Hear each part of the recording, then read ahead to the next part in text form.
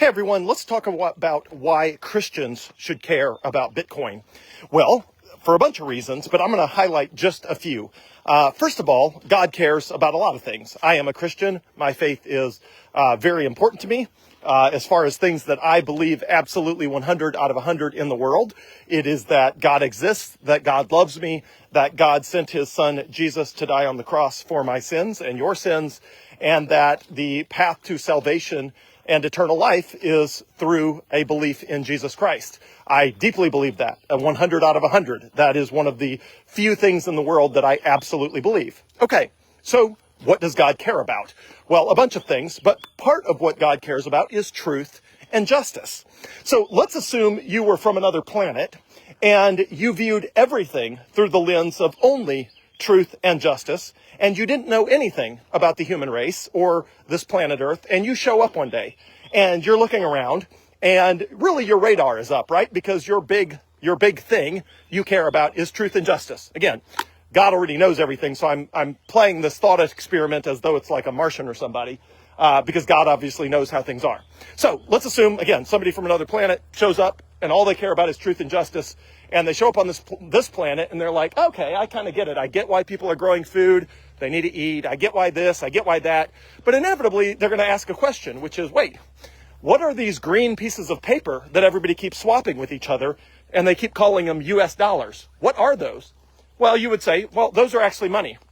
And they would say, oh, yeah, that makes sense. Money, yes. All civilizations end up with money. That makes perfect sense. But wait a second. Are those dollars, do they actually represent anything? Because they look like just pieces of paper with pictures of dead presidents. So, like, why green pieces of paper with dead presidents? Like, what about that is money? Oh, well, the government just said so. Oh, well, is it backed by gold or anything scarce? Nope. The government just made it up. It used to be backed by gold, but then that constrained the government's ability to spend money at no cost to them, at only a cost of inflation to you. And so they just made the paper mean nothing. It has numbers on it. It's like, oh, well, is the $100 bill more expensive to print than the $1 bill? Not really. It's got a few holographics on it, but no, it's $100 more valuable just because the government says so. So immediately, again, if you care about truth and justice, as God does, your alarm bells should be going off all over the place saying, wait a second, how is this consistent with truth? How is this consistent with justice? How is this consistent with the fact that we're supposed to have honest weights and measures? The ultimate measure of anything in an economy is its dollar price or the interest rate. But the dollar prices and the interest rates are perverted and just made up willy-nilly by politicians based on how much money they decide to print out of thin air based on the political motivations of which elections are coming up and who wants to print money to, make the economy and everybody in it feel good while they deal with inflation. So again, if you came to this earth with your justice and truth radar, hyper-tuned, the first thing you would notice is, wait a second, one of the things that is the most perverted and distorted as it relates to justice and truth is the money. It's green pieces of paper with dead presidents that are controlled by something called the Federal Reserve, which is a very small number of unelected people that make up what the interest rate ought to be and make up how much money gets printed out of thin air, rather than the interest rate being set based on scarcity and the amount of money based on the value that each person has created in the world. So if you look at it through that lens, money is just about, maybe it's the number one most perverted and distorted thing on planet Earth. I'm sure you could, add to that list because there's a lot of things that are messed up on planet Earth. But money is perverted and distorted. There is a small group of people that does not have to work in order to use money and buy things. They get to make it up out of thin air. Now, if you do that, you're called a forger or a counterfeiter, and you go to prison. But if the Federal Reserve does that, or if people in the government do that, it's considered legal, and nobody seems to ask any questions, which is absolutely insane. So God cares about justice and truth, and God put us on this earth to care about justice and truth. And God put us on this earth to try to redeem as much of this earth as we can between now and when Jesus comes back. And we don't know when that is. I think when we were all kids, we thought, hey, maybe Jesus will come back during my lifetime. And then you realize, well, it's been 2,000 years since Jesus was here in the flesh. Probably not going to happen during your lifetime. So what are you supposed to dedicate your life and your lifetime to? Well, to honor God and glorify him and enjoy him forever. If you go, a paraphrased version of the Westminster Shorter Catechism or the, New City Catechism, it all comes down to what is the chief end of man? To glorify God and enjoy him forever, or something of that. Well, part of the way we do that, we glorify God, is finding things in the world that are all screwed up and finding a way to redeem those things and restore them to the best of our ability. Now, we can't do that perfectly. We don't have the ability as fallen humans, as sinful humans, to make the world perfect. We don't have the ability to make anything or do anything perfect. But what we can do is take aspects of the world that humans have corrupted and restore them to the best of our ability to honest weights and measures, to truth and justice. And I think money is one of the most important, if not the most important things that humans have corrupted and distorted that we actually have a solution to. Now, there's a lot of things that humans have distorted and corrupted, like the family, that are a lot harder to fix, right? I mean, it's just super hard to come along and tell everybody, hey, all the families should stick together. We should all love each other. Nobody should cheat on anybody. And, the family will be great. That's what I want. That's what I strive for in my life. But it's really hard to wave a magic wand and make the nuclear family whole and wholesome just with a magic wand. But we actually can do that in areas of public policy. There are certain areas of public policy, like money, where after many decades of trying, humans actually did figure out a way to restore truth and justice, to restore honest weights and measures, to build a monetary system based on the principles of the Bible. And that's what we have with Bitcoin. With Bitcoin, we have a complete and honest and fair system where everybody who has Bitcoin worked for it. Nobody gets to make it out of thin air. And it is completely honest and true weights and measures. There's no way to game the system. There's no way to get Bitcoin without working for it. There will only ever be 21 million. Nobody has a magic Bitcoin money printer that they get to push a button and make more Bitcoin. Nobody gets to do that. That is something that the world does not have, is a magic Bitcoin money printer. No matter how bad you or the government want more money out of thin air, you can't have it. The government, now they can tax you, but that's unpopular, and they have to deal with the voters if they do that. The most, roundabout and sneaky way that the government steals your wealth, steals your time, steals your energy, is by printing money out of thin air and blaming the inflation they cause on other things.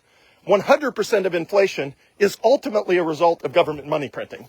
Now, often there's a time delay, often the connection is hard to follow, which is why they get to blame it on other things, and a lot of people believe them. But at the end of the day, if prices of something are going up, someone somewhere is printing money, or someone somewhere did print money a few years ago, and it's just taking now for that to show up in the prices. But anywhere and everywhere, as Milton Friedman says, inflation is anywhere and everywhere a monetary phenomenon.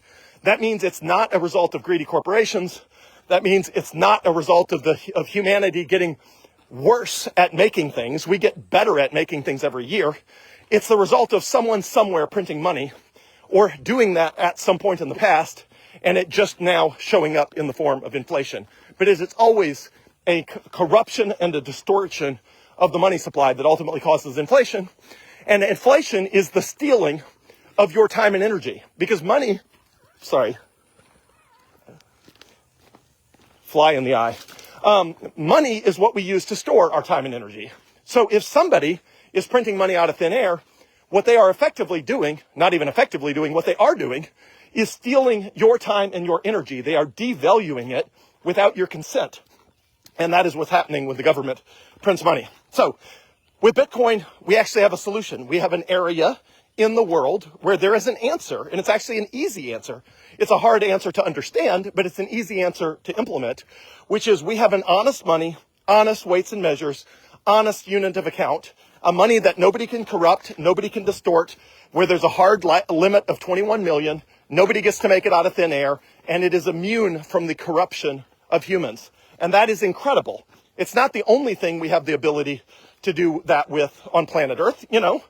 The U.S. postal system was all screwed up. It was illegal to send a letter unless you used the U.S. Postal Service. Even today, FedEx and UPS are not allowed to send first-class mail, which means the kind of mail that shows up in your actual mailbox, like a piece of paper, a letter.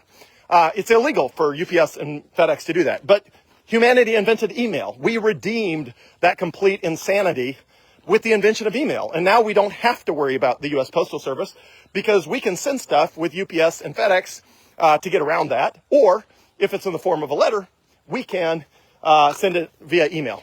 And so email is a way that humans redeemed a part of the world that had been corrupted by a government monopoly on the sending of mail.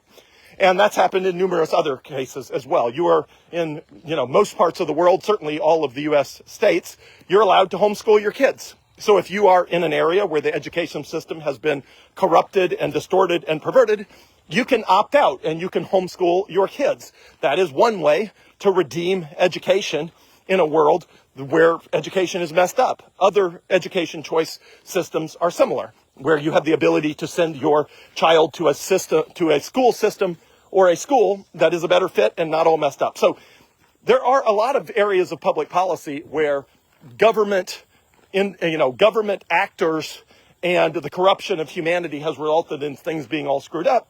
And in some of those things, we have a silver bullet. It's not often you get a silver bullet in an area of public policy that can fix all of the problems that ails it. But Bitcoin and money is one of those areas. And it's pretty incredible that we, using the wisdom God gave us, were able to invent a money that nobody could corrupt. That's just incredible. And it's a huge advancement for the human race. So I dedicate a huge amount of my time and energy and wealth to educating people about Bitcoin. And my passion for that does not come from just the fact that Bitcoin has made me significantly wealthier than I would otherwise be. I certainly like that, but at the end of the day, my plan is to spend all of the wealth that I ever accrue making the world a better place and redeeming it in various ways to the glory of God. I plan to die a poor man. I don't see any reason to die with a lot of wealth. If my kids want wealth, they can work for it, just like I did. But there's no reason for my kids to have a bunch of wealth that I worked for and that they inherited. So, my kids are not set to inherit huge amounts of money. My kids are set to have all of the healthcare and education they could possibly want for their lifetimes. And if there's money left over, for their children to have healthcare and education. But if they want to do fun stuff, they got to work for it. And so I'm going to use all the money in my lifetime, other than what is needed for the healthcare and education of my kids, and to create a loving environment for them. I'm going to use that money for making the world a better place. And the reason I do that is because it's all screwed up, and especially the money is all screwed up. And God, in his blessing, gave humanity the ability to invent Bitcoin and a way to reverse the curse that has confounded our ability to have sound money for many, many, many decades. And now we have a way around that. And I'm super passionate about that. So why should Christians care about Bitcoin? Because Christians should care about truth and justice. Because they should care about honest weights and measures. And our current fiat, meaning government-invented monetary system where they make money out of thin air and then charge you as a criminal if you do the same thing, that system is so corrupt, so perverted, and works against the efforts of so many average people, normal people that are just working, and their time and energy is devalued by government money printing. We should all care about that. Especially Christians like me should care about that. And what should we do about it? We should do our best to help the world migrate to a new financial system that is built on Bitcoin, that is not built on the fiat system. So governments have distorted the system, and certainly Christians should lead the charge, ushering in a new financial system that is built on truth and justice and all of the values that are in the Bible that we should all care about, that we should live by.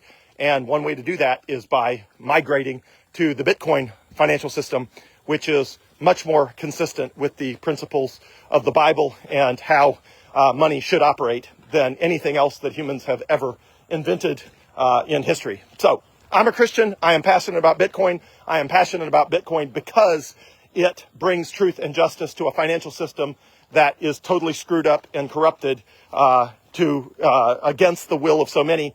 And Bitcoin is a way we can redeem that.